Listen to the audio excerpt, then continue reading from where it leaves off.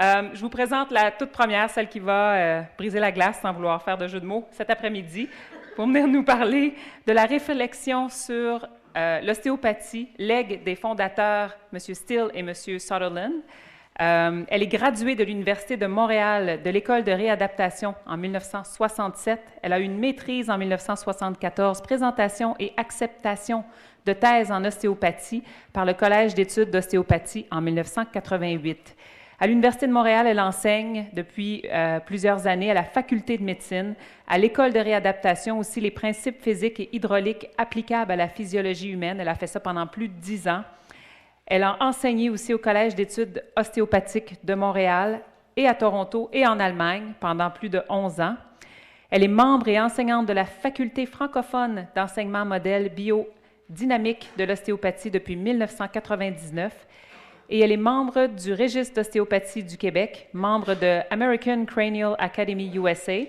Elle est membre du SCTF aux États-Unis, donc SCTF. Elle est membre du SCAB de la Belgique. Accueillez avec moi Madame Françoise Desrosiers.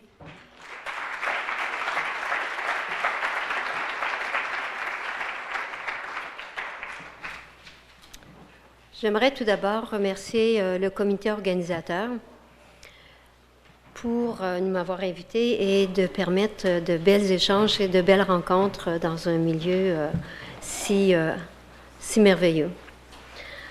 C'est quand même, ça nous paraît peut-être prétentieux de parler d'ostéopathie à des ostéopathes. C'est vraiment sans prétention.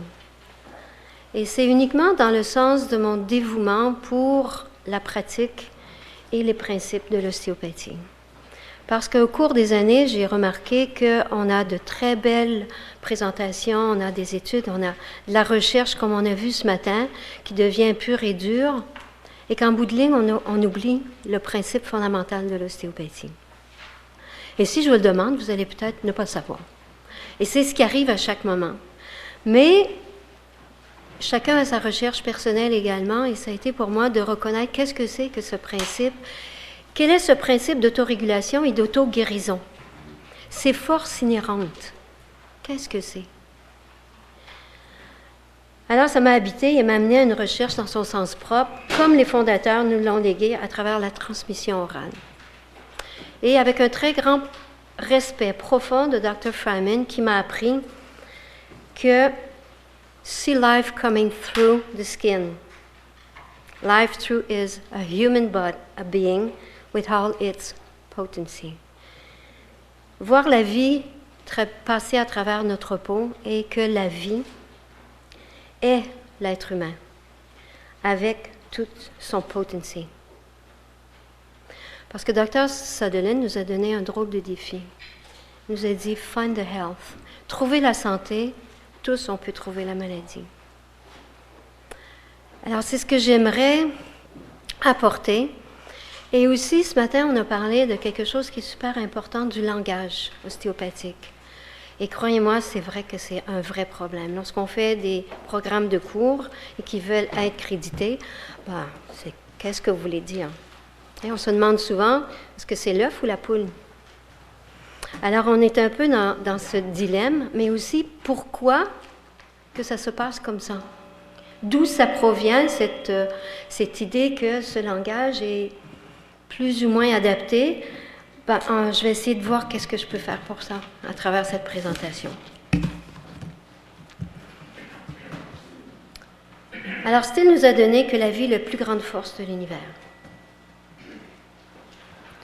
La vie, l'invisible expression du divin. Et ce que nous posent les gens, ce que nous posent nos patients et qu'on ne sait jamais répondre, qu'est-ce que l'ostéopathie?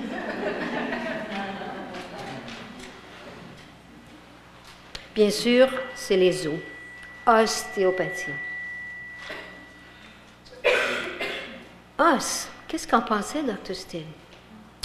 Et là, c'est intéressant parce que lorsqu'il enseignait à ses étudiants, il disait que l'anglais est la langue maternelle avec laquelle on pouvait penser avec succès. Ah, tu aimes ça, Clive? Hein? C'est pas mal, hein? Il ne m'écoute pas. Alors, il parlait de la tête, du crâne, il parlait des hanches, du bassin, du cou, des cervicales, okay, de ceinture scapulaire. Et enfin, il parlait de bones. Et lorsqu'il parlait, il disait également os. Ce n'est pas les bones, mais bien os dans le sens qu'il y avait une autre sensation derrière le mot. Et que c'était pour la compréhension du corps humain, ses puissances, ses principes et ses mouvements. Si vous avez une compréhension de l'anatomie vivante, vous ne serez pas déçu de votre travail. Il était plutôt direct dans ses explications et demandait « Qu'est-ce que l'anatomie ?» Après la recherche comme ça, c'est quoi l'anatomie? Alors, selon lui, il y avait 5 caractéristiques. Les formes, la physiologie, la biochimie, l'histologie et le mouvement de vie qui passe à travers toutes ces caractéristiques. Plutôt que de combattre les effets tels les maladies et les dysfonctions, serait-il de supporter la santé, ressentir ce wholeness.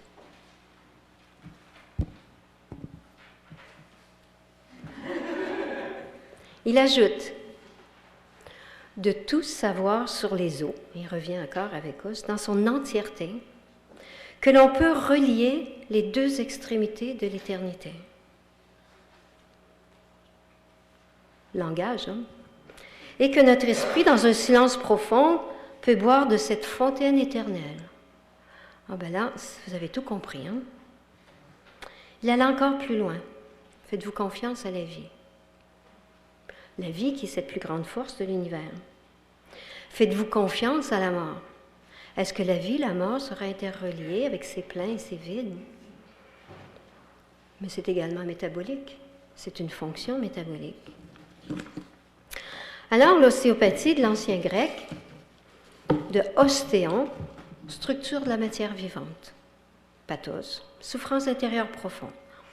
On commence à s'éloigner de l'os. L'anatomie du XVIe siècle de Vesalius est toujours valide comme fondement scientifique de toute médecine. C'est une anatomie du corps humain totalement développée. Il peut y avoir d'autres anatomies d'un humain, non complètement développées ou pas encore développées. Je me demande qu'est-ce que c'est. Mais cette question n'est pas exploitée par Vesalius. Et là encore, Dr. Still, il nous dit, l'ostéopathie, c'est une science sacrée. Elle est sacrée parce que c'est une puissance, un pouvoir de guérison. On se rapproche de l'autorégulation, auto-guérison, à travers toute nature. Le but de Still n'était pas de comprendre la cohésion des phénomènes, était de comprendre la cohésion des phénomènes, plutôt que l'analyse de la matière. La recherche est nécessaire, oui, j'en conviens, mais on a différents points de vue. Elle aide aussi à rassurer le cartésien et celui qui vient d'une approche beaucoup plus holistique, d'amener cet équilibre et de communiquer ensemble. Et à un certain moment, on fait ces liens et on retrouve que les deux peuvent avoir cet état d'équilibre. Par contre, la science s'oppose-t-elle à l'ordre profond des certitudes inscrites dans le sacré? Jean Guiton a écrit un livre, Le divin et le sacré. Le divin, c'est quand même un gros mot, hein? Oui, on est dans une chapelle. Mais de toute coutume, de toute tradition, je pense qu'on en vient à quelque chose qui est plus grand que nous. On peut l'appeler ce que l'on veut. Et Pasteur écrivait « Peu de science nous éloigne du divin, mais beaucoup nous y ramène. » Au XVIe siècle, le peintre et anatomiste reconnu de la Renaissance, Leonardo da Vinci, qui aussi est ingénieur, très concret, comme on l'a vu avec nos cervicales, il est le plus original et le plus perceptuel des anatomistes de son temps. Il fait l'étude des formes, reconnu la fonction. Il se demande toujours comment, d'où ça vient, pourquoi. Il a sûrement une intelligence qui a permis cette architecture vivante. Ah, je parie que c'est la santé. que c'est la pensée. Excusez-moi. Et il commence à faire des dissections sur le crâne des bovins. Il s'aperçoit qu'il y a des enveloppes qui sont collées. Il dit, c'est sûrement là. Il les injecte de cire chaude. Il voit la forme et dit, c'est sûrement la pensée. Et il dit, mais d'où ça vient? Qu'est-ce que c'est qui fait que c'est vivant? Où est l'origine de tous ces effets visibles et fonctionnels et concrets? L'expression encore là de notre idée divine. Cette rose est l'expression du mystère de l'être. Elle est simple, pure, sereine, silencieuse, sûre d'elle-même. En un mot, naturelle. Et fait partie des lois naturelles, comme nous. Comme exprimant la présence d'un esprit, une idée invisible, un design qui est la matrice sous cette forme visible.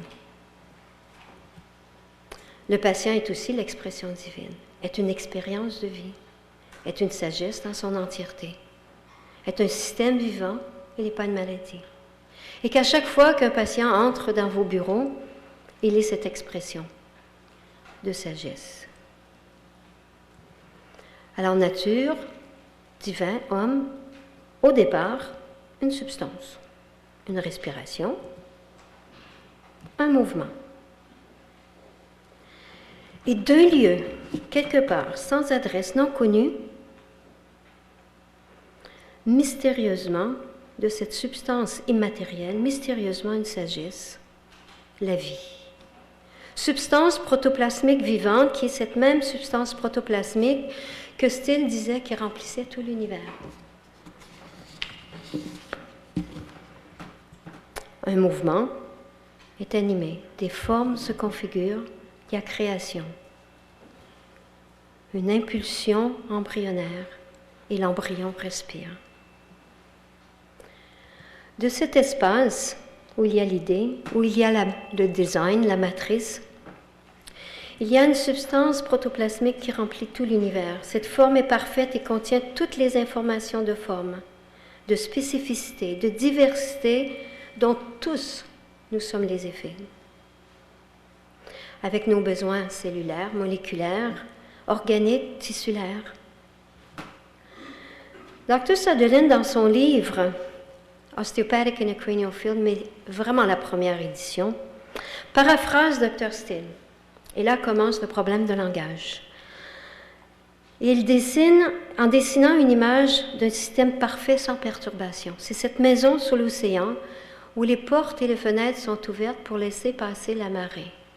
Ah ben là, qu'est-ce qu'il voulait dire encore? On a un problème de langage. Dr.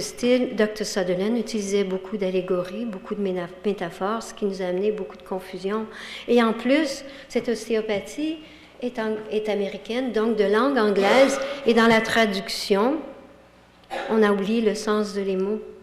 Donc on doit reprendre notre exploration à travers ce langage et de comprendre dans cette écoute ostéopathique quel est le vrai sens de ce qu'il voulait nous dire.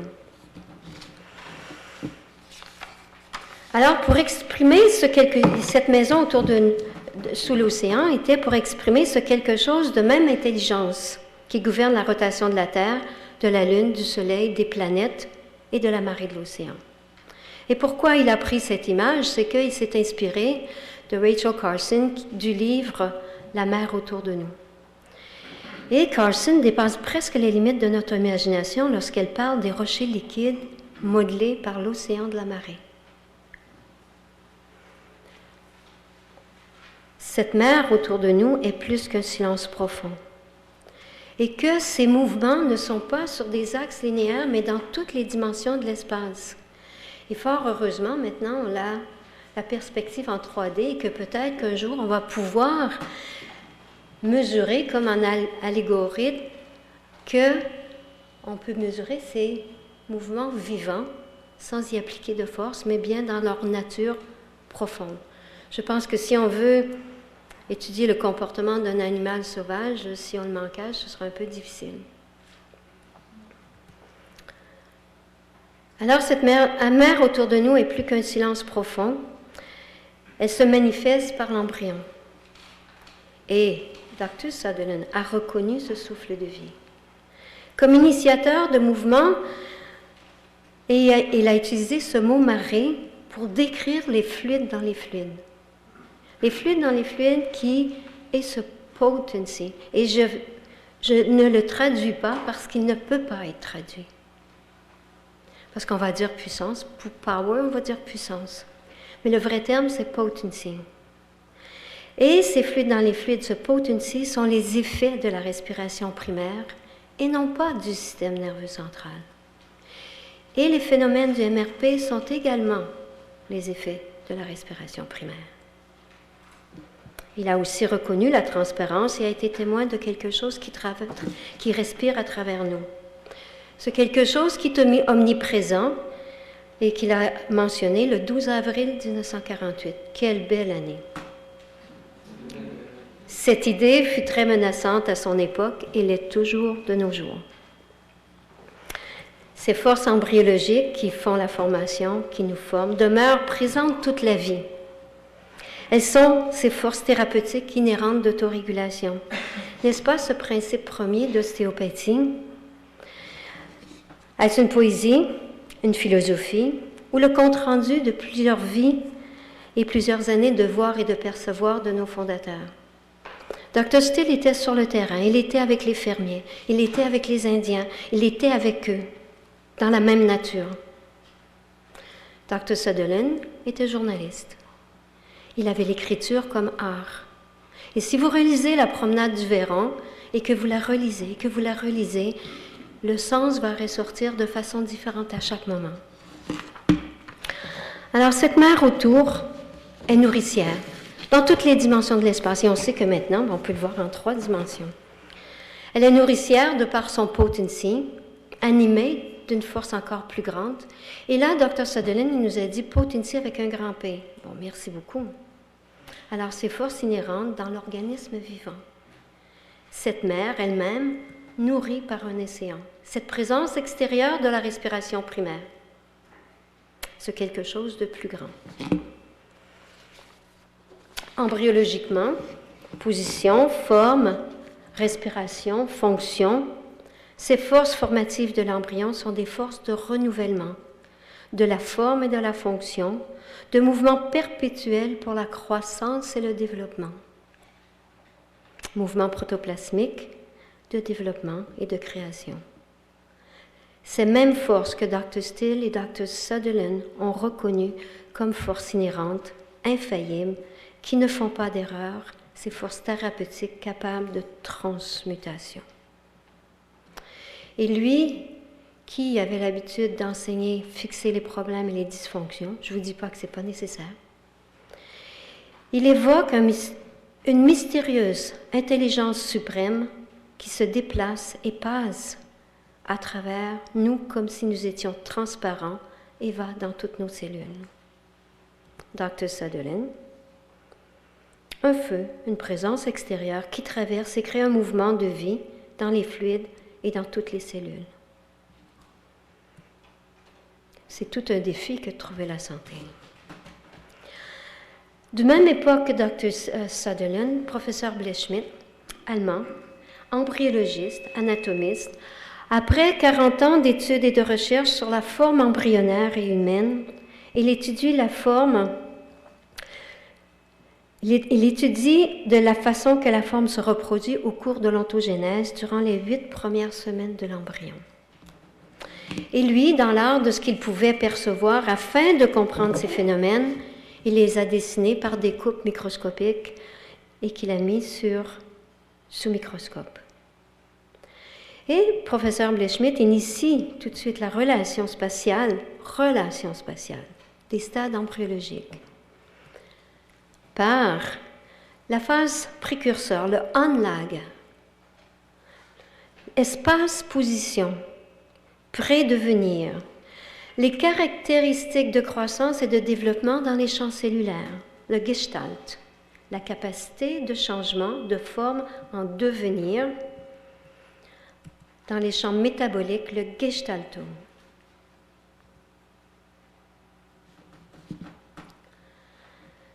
La connaissance des changements physiques du minuscule organe primitif nous donne un aperçu de l'éclosion de performances humaines et des fonctions fondamentales du système.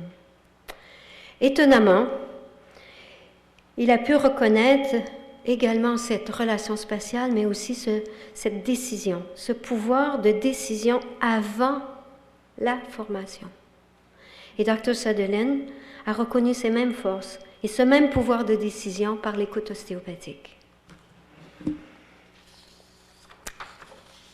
Notre contemporain, Dr. Jallis, issu d'une famille d'ostéopathes dont le père et le parrain ont fait bâtir la première hôpital d'ostéopathie dans le Maine, a eu le courage de remettre tout ensemble et de mettre à jour et de permettre cette transmission orale. Et sur ce mouvement protoplasmique, il dit, ce mouvement protoplasmique de création commence par le wholeness. Et Dr. Gasser, qui est le collaborateur de Dr. Blechschmidt, affirme qu'il n'y a pas de migration embryologique, mais que tout se fait à partir d'un fulcrum central et qu'il y a croissance et de développement. Alors l'embryon se déploie comme un seul et unique syncytium, comme une singulière goutte de protoplasme qui se différencie en une diversité de formes et de fonctions. Alors il n'y a pas de structure statique. Les anciens nous ont appris que l'ostéopathie est un mystère biodynamique qui s'inscrit dans l'anatomie vivante, explorant les chemins vers l'origine le long de la trame de vie, des changements, la vie, la mort, l'interpénétration de la vie du plein et des vides, que la santé est partout, que la lésion n'est pas segmentaire ou entre deux os. Pour nous, ostéopathes, avec le privilège de travailler avec nos mains, notre recherche quotidienne serait de reconnaître ces forces inhérentes avec la conscience que le mouvement de création commence avec ce wholeness, l'unicité d'un seul et unique mouvement qui continue de grandir, qu'il y a une matrice parfaite, la santé. Ce principe nous amène à travers différents paysages de vie. Notre effort est d'être réveillé à l'activité de la respiration primaire. Lorsqu'on pose nos mains sur le patient, ce qui implique que notre sensation, notre conscience, notre perception soit libre. Nous croyons que Dr. Still est un visionnaire. Trouver la santé, tous nous pouvons trouver la maladie, le corps de la normalité qui nous crée et nous guérit, non pas comme un idéal spirituel, mais bien comme une capacité créée dans nous pour retourner à la perception de la santé.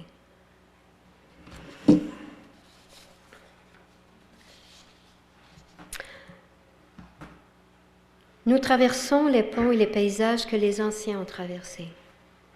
Léonard de Vinci a fait la même chose et plusieurs d'autres. On peut aller au peintre, on peut aller en musique, on peut aller dans différentes sortes, formes d'art. Nous marchons avec respect avec toute forme d'art, de science et de culture. Nous travaillons à garder l'ostéopathie pure. Penser avec notre cœur, nos mains, notre être. Les principes seront alors représentatifs, justes, précis. La science vient de l'art de l'ostéopathie et de la pratique de l'ostéopathie. S'il y a des forces inhérentes d'autorégulation, est-ce spirituel?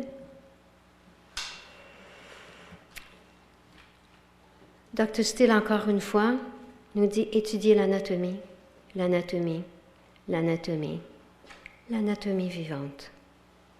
Observer la nature, parce que nous faisons partie des mêmes lois de la nature. On n'est pas mieux. On pense qu'on est mieux, c'est ce qui est différent. Et une réflexion sur la santé, sur la création. L'ostéopathie, pour nous ostéopathes, dont on a le privilège, c'est une épopée de vie.